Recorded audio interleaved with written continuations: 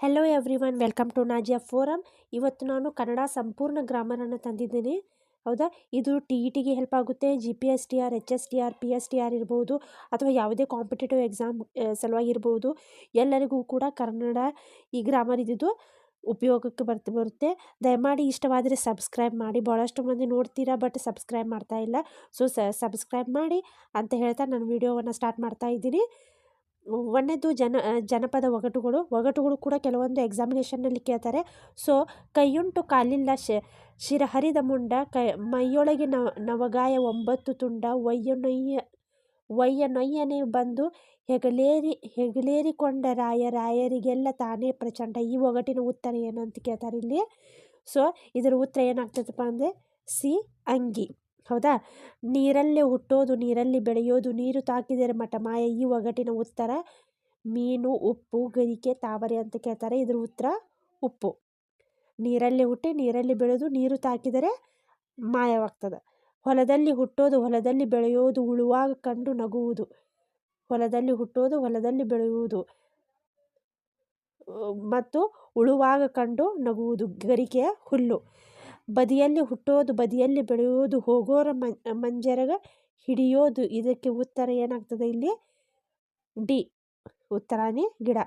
ಬಗಲಲ್ಲಿ ಕುಕ್ಕುವುದು ಬಾಯಲ್ಲಿ ತಿಂಬುವುದು. ಇದು ಸಂಬಂಧಿಸಿದ ಉತ್ತರ ಯಾವುದಾಗ್ತದಪ್ಪ ಅಂತಂದರೆ ಬಿ, ಬೀಸುವ ಕಲ್ಲು ಅಂತ ಹೇಳ್ತಾ.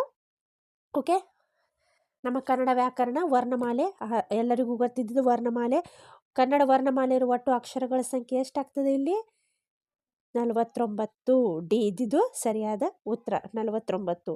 2 ಮಾತ್ರಾ ಕಾಲದಲ್ಲಿ ಉಚ್ಚರಿಸಲ್ಪಡುವ ಸ್ವರಾಕ್ಷರಗಳನ್ನು ನಾವೇನಂತ ಕರಿತೀವಪ್ಪ ಅಂತಂದರೆ ದೀರ್ಘ ಸ್ವರ ಅಂತ ಕರಿತೀವಿ ನಾವು. ಕ, ಚ, ಟ, ತ, ಪ ಈ ವ್ಯಂಜನಾಕ್ಷರಗಳು ವರ್ಣಮಾಲೆ ಯಾವ ಗುಂಪಿಗೆ ಸೇರ್ತವೆ ಅಂತ ಕೇಳ್ತಾರೆ. ಅದು ಅಲ್ಪಪ್ರಾಣ. ಹೌದಾ, ನೆಕ್ಸ್ಟು ಐ ಮತ್ತು ಅವುಗಳನ್ನು ಏನಂತ ಕರೀತಾರೆ ಅಂತಂದ್ರೆ ಸಂಧ್ಯಾಕ್ಷರ ಅಂತ ಕರೀತಾರೆ.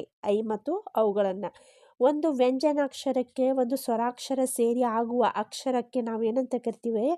ಒಂದು ವ್ಯಂಜನಾಕ್ಷರಕ್ಕೆ ಒಂದು ಸ್ವರಾಕ್ಷರ ಸೇರಿ ಆಗುವ ಅಕ್ಷರಕ್ಕೆ ನಾವೇನಂತ ಕರಿತೀವಪ್ಪ ಅಂತಂದರೆ ಗುಣಿತಾಕ್ಷರ ಅಂತ ಕರಿತೀವಿ.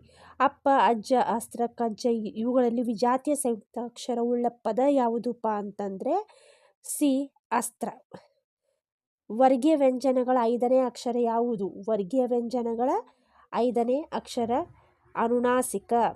ವ್ಯಂಜನಾಕ್ಷರಗಳು ಸೇರಿ ಆಗುವ ಅಕ್ಷರಗಳನ್ನು ನಾವೇನಂತ ಕರಿತೀವಪ್ಪ ಅಂತಂದರೆ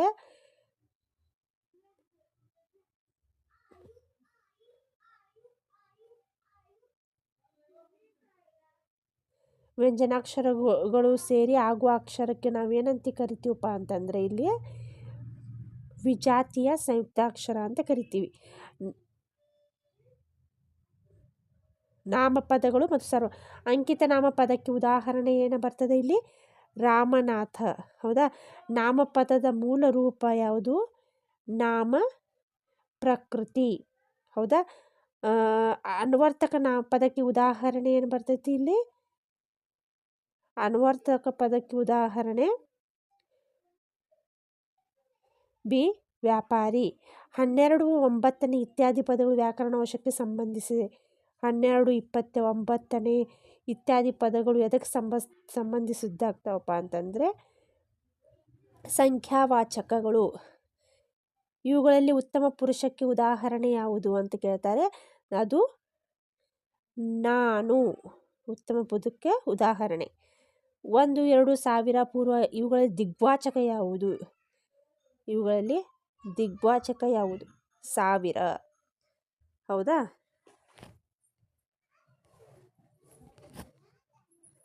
ಅದೇ ರೀತಿಯಾಗಿ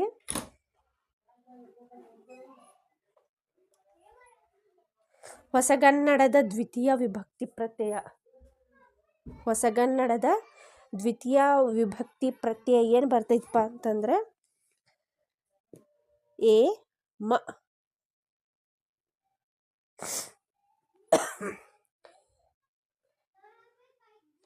ಹೌದಾ, ನೆಕ್ಸ್ಟು ಪುರದೊಳ ಇಲ್ಲಿರುವ ವಿಭಕ್ತಿ ಪ್ರತ್ಯಯ ಯಾವುದು ಅಂತ ಕೇಳ್ತಾರೆ. ಪುರದೊಳ, ಪುರದ ಪ್ಲಸ್ ಉಳ್ ಪುರದೊಳ ಅಂತ ಇದರ ವಿಭಕ್ತಿ ಪ್ರತ್ಯಯ ಯಾವ್ದು ಬರ್ತೈತಪ್ಪ ಅಂತಂದರೆ ಇಲ್ಲಿ ಡಿ, ಸಪ್ತಮಿ.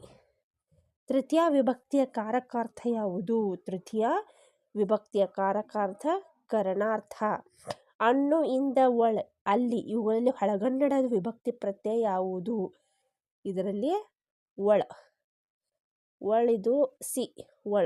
ಹೌದಾ? ಕ್ರಿಯಾಪದಗಳು. ಕ್ರಿಯಾಪದದ ಮೂಲ ರೂಪ ಧಾತು, ಅವ್ಯಯ, ಪ್ರತ್ಯಯ, ನಾಮ, ಪ್ರಕೃತಿ. ಎ ಧಾತು. ಓದುತ್ತಾನೆ ಈ ಕ್ರಿಯಾಪದದಲ್ಲಿರುವ ಧಾತು ಯಾವುದು? ಓದು. ಗಮನಿಸುವವರು ಈ ಕ್ರಿಯಾಪದದ ಕಾಲರೂಪ ಯಾವುದು? ಸಿ ಭವಿಷ್ಯತ್. ಹಾಡುತ್ತಾಳೆ ಈ ಕ್ರಿಯಾಪದದಲ್ಲಿರುವ ಕಾಲಸೂಚಕ ಪ್ರತ್ಯಯ ಯಾವುದು? ಹಾಡುತ್ತಾಳೆ ಈ ಕ್ರಿಯಾಪದದಲ್ಲಿರುವ ಕಾಲಸೂಚಕ ಪ್ರತ್ಯಯ ಯಾವುದು? ಬಿ ಉತ್ತ. ಬೇರೆಯನು, ಬರೆಯನು ಈ ಕ್ರಿಯಾಪದದ ರೂಪ ಯಾವುದು? ಬರೆಯನು ಈ ಕ್ರಿಯಾಪದದ ರೂಪ ಯಾವುದು?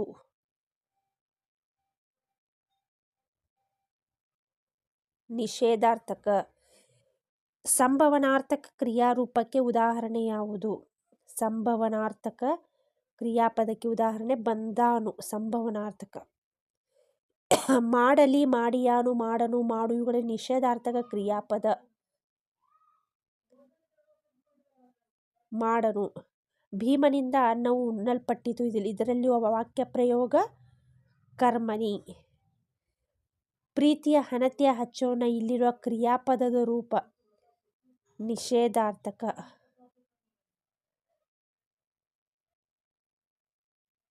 ನಿಷೇಧಾರ್ಥಕ ಅಲ್ಲ, ಇಲ್ಲಿ ಕ್ರಿಯಾಪದದ ರೂಪ ಯಾವ ಬರ್ತದಪ್ಪ ಅಂದರೆ ಇಲ್ಲಿ ಮಿಸ್ಟೇಕ್ ಆಯಿತು.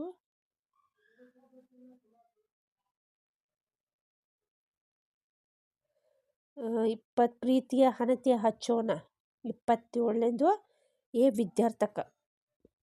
ಹೌದಾ? ಕೊಟ್ಟಿರುವ ಧಾತುಗಳಲ್ಲಿ ಅಕರ್ಮಕ ಧಾತು ಯಾವುದು? ಕೊಟ್ಟಿರುವ ಧಾತುಗಳಲ್ಲಿ ಅಕರ್ಮಕ ಧಾತು ಯಾವುದು ಅಂತ ಕೇಳಿದ್ದಾರೆ ಇಲ್ಲಿ 28ರಲ್ಲಿ ಕ್ವಶನು. ಸಿ ಓಡು. ಬರೆದಳು ಪದದಲ್ಲಿ ಅಖ್ಯಾತ ಪ್ರತ್ಯಯ ಯಾವುದು? ಡಿ ಅಳು. ಸಂಧಿಗಳು. ಮಳೆಗಾಲ ಪದವು ಈ ಸಂಧಿಗೆ ಉದಾಹರಣೆಯಾಗಿದೆ. ಮಳೆಗಾಲ ಪದವು ಲೋಪ, ಆಗಮ, ಆದೇಶ, ಗುಣ. ಸಿ ಆದೇಶ. ಮಗುವನ್ನು ಪದವು ಈ ವ್ಯಾಕರಣ ಅಂಶಕ್ಕೆ ಉದಾಹರಣೆಯಾಗಿದೆ. ಮಗುವನ್ನು ಪದವು ಈ ವ್ಯಾಕರಣ ಅಂಶಕ್ಕೆ ಉದಾಹರಣೆಯಾಗಿದೆ. ಡಿ ಆಗಮ. ತೆರೆದಿಕ್ಕುವ ತಿಂಗಳ ನೂರು ಇವು ಈ ಸಂಧಿ ಉದಾಹರಣೆಯಾಗಿವೆ. ಎ ಲೋಪ. ಇದು ಸುವರ್ಣ ದೀರ್ಘ ಸಂಧಿಗೆ ಉದಾಹರಣೆ. ಸುವರ್ಣ ದೀರ್ಘ ಸಂಧಿಗೆ ಉದಾಹರಣೆ.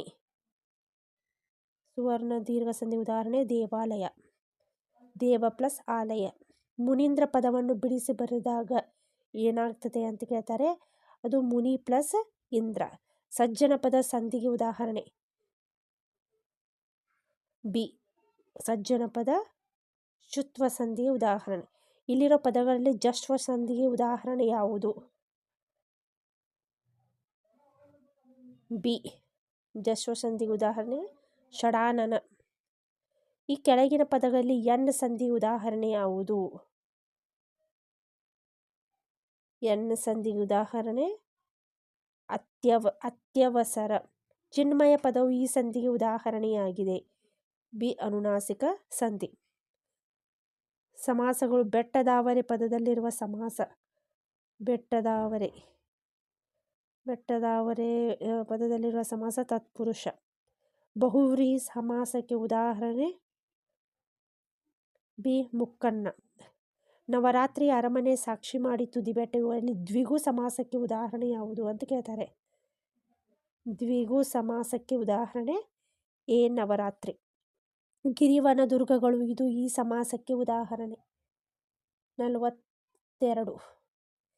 ಬಿ ದ್ವಂದ್ವ. ಗಿರಿವನ ದುರ್ಗಗಳು. ಈ ಬೆಕ್ಕು ಇದು ಸಮಾಸಕ್ಕೆ ಉದಾಹರಣೆ. ಡಿ ಗಮಕ. ಗಮಕ. ಕ್ರಿಯಾ ಸಮಾಸಕ್ಕೆ ಉದಾಹರಣೆ ಯಾವ ಪದ? ಕ್ರಿಯಾ ಸಮಾಸಕ್ಕೆ ಕನ್ನೆರೆ. ಹೆಬ್ಬಾವು ಈ ಪದವನ್ನು ಬಿಡಿಸಿ ಬರೆದಾಗ. ಎ ಹಿರಿದು ಹಾವು, ಹಿರಿದಾದ ಹಾವು ಹೆಬ್ಬಾವು. ಅಂಗೈ ಮುಂಗೈ ಮುಂದೆಲೆ ಹೆಜ್ಜೆನು ಇವುಗಳಲ್ಲಿ ಅಂಶಿ ಸಮಾಸವಲ್ಲದ ಪದ. ಅಂಶಿ ಸಮಾಸವಲ್ಲದ ಪದ ಹೆಜ್ಜೇನು. ತಾನ ಜಸ ಪತ್ತನ ವಂಶ ಇವುಗಳಲ್ಲಿ ತತ್ಸಮ ಪದ ಯಾವುದು? ಜಸ. ಹೌದಾ? ಸಂಸ್ಕೃತದಿಂದ ಕನ್ನಡಕ್ಕೆ ಬರುವಾಗ ವಿಕಾರ ಹೊಂದದೆ ಬಳಸಲ್ಪಡುವ ಪದಗಳನ್ನು ಏನಂತ ಕರಿತೀವಪ್ಪ ಅಂತಂದರೆ